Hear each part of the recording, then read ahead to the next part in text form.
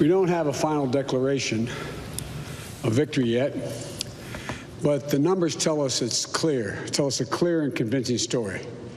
We're going to win this race. Just look at what has happened since yesterday. 24 hours, we were behind in Georgia. Now we're ahead, and we're going to win that state. 24 hours ago, we were behind in Pennsylvania, and we are going to win Pennsylvania. And now we're ahead, but we're winning in Arizona, we're winning in Nevada, and in fact, our lead just doubled in Nevada. We're on track to over 300 electoral votes, electoral college votes. And look at the national numbers. We're going to win this race with a clear majority of the nation behind us. We've gotten over 74 million votes. Let me repeat that, 74 million votes. That's more than any presidential ticket has ever gotten in the history of the United States of America. And our vote total is still growing.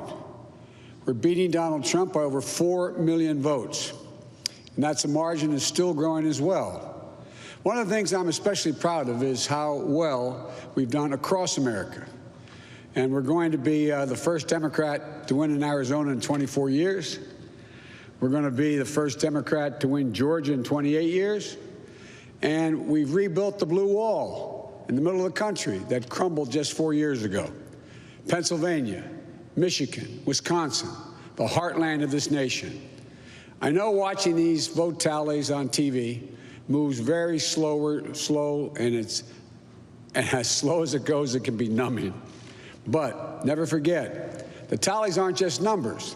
They represent votes and voters, men and women who exercise their fundamental right to have their voice heard. And what's becoming clear each hour is that record number of Americans of all races, faiths, religions chose change over more of the same. They've given us a mandate for action on COVID, the economy, climate change, systemic racism. They made it clear they want the country to come together, not continue to pull apart.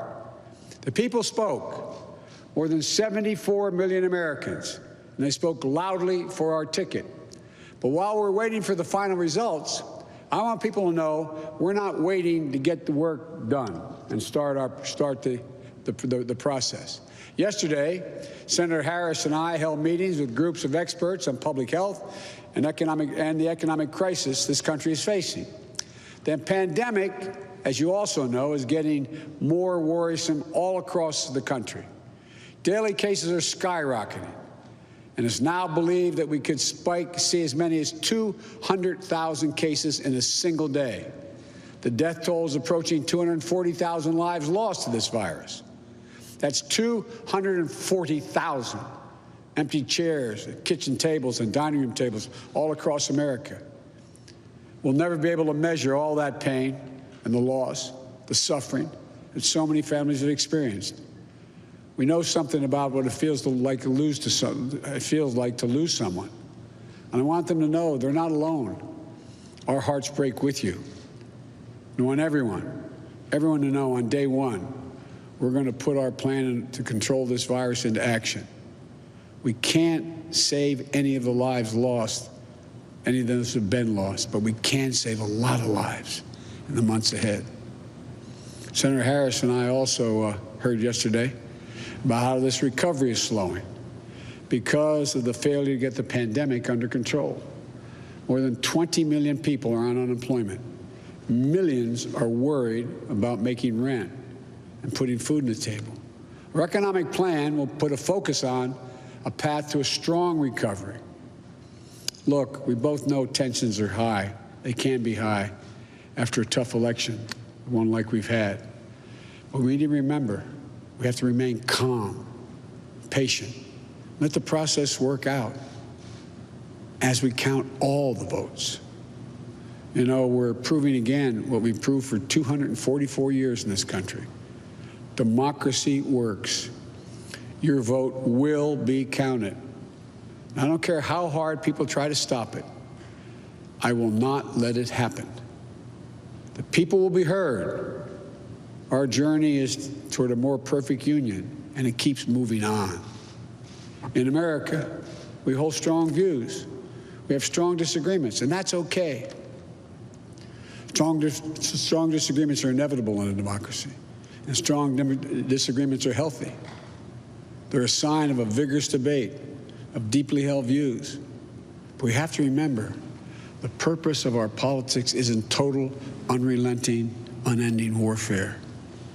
No, the purpose of our politics, the work of the nation, isn't to fan the flames of conflict, but to solve problems, to guarantee justice, to give everybody a fair shot, and to improve the lives of our people.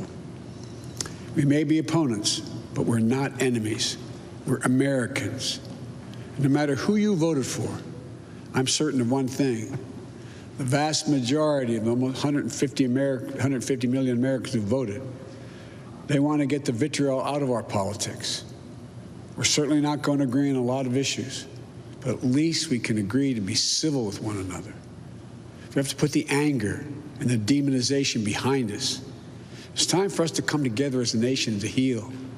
It's not going to be easy, but we have to try. My responsibility as president will be to represent the whole nation. And I want you to know that I'll work as hard for those who voted against me as those who voted for me. That's the job. That's the job. It's called the duty of care for all Americans. We have serious problems to deal with, from COVID to the economy to racial justice to climate change.